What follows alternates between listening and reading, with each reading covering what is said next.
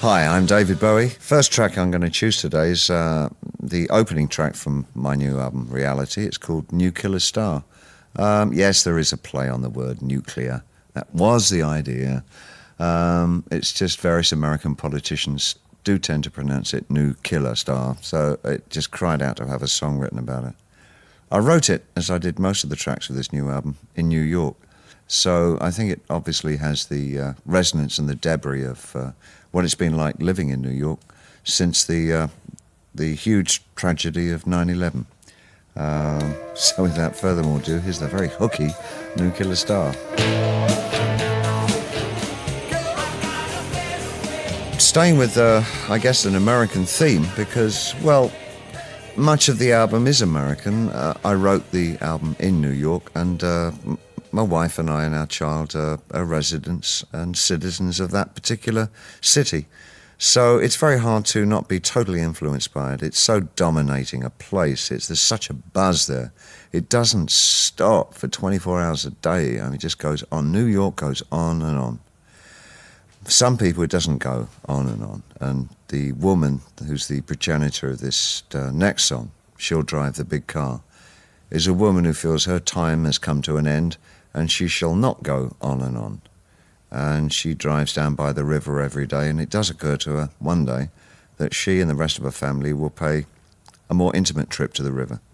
And I think we're left with the idea at the end of the song that she probably turns the car off the road into the river. It's a sad little American story. It seems most great American tragedies have something to do with an automobile. So that's why this particular one takes place in a car.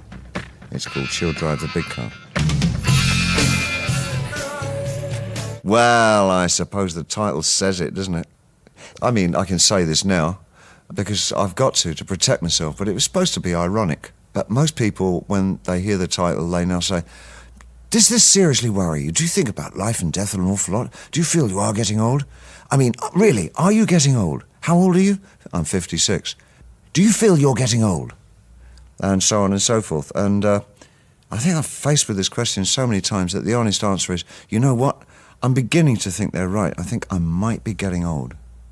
Which is very odd, because I thought I was only 27, but apparently not. For the last over 20 years, I've not been 27. A lot more than 20 years, in fact. But no more beefing about it. Here we go, straight into a song which deals with the situation incredibly badly. Never get old. Looking, I'm looking for water. Looking for water. That was called Looking for Water. It was a tricky piece of writing, that one. I wanted the image of oil, so I had to get there by writing about water. Because I thought, well, if you write about water, people think about deserts and somebody struggling through the desert. And if these days, if you write about the desert, I think the first image that comes into people's minds is oil. So that was my tricky way of making people think about oil. Why I wanted them to think about oil? Oh, it was just stubbornness. I was just having my way with my listening audience.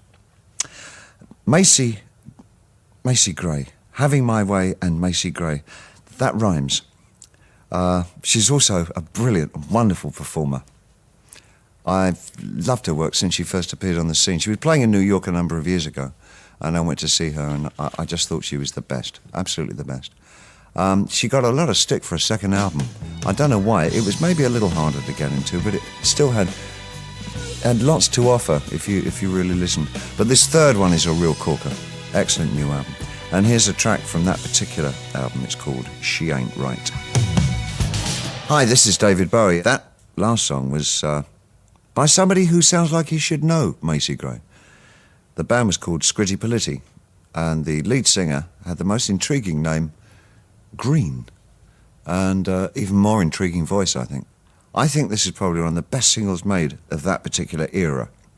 It was probably the 80s. I can't remember. I got no idea. But I remember that used to be... I thought the line about, when I go to sleep at night, I pray like Aretha Franklin. I thought that's one of the greatest lines ever written. What a wonderful line to put in a song. And that was called Beez. I'm very pleased to see that this next band, although they're probably writing some of the most seriously contemplated and earnestly listened to material that's been written by any band for many, many years. And that they have devotees, including myself, who go and see their live shows all over the world, that they actually can't add. Can you believe that the track from this album, this one's called 2 + 2 = 5? Do you know that that's not right? Although George Orwell also thinks that that's true. This next song, for me, gave an image of New York that I actually have felt often, especially at twilight when the lights are just beginning to come on and daylight is disappearing. And if you're anywhere near the water, on the Hudson, or down by the sea, it's just the most extraordinary feeling being in New York at that particular time of the day. And for some reason, the Pogues really captured it with this particular track. I love this one dearly. It's called Fairytale of New York. That was a track called Modern Love. It's not so modern now, of course, because that was written in 1983. But it was quite modern then.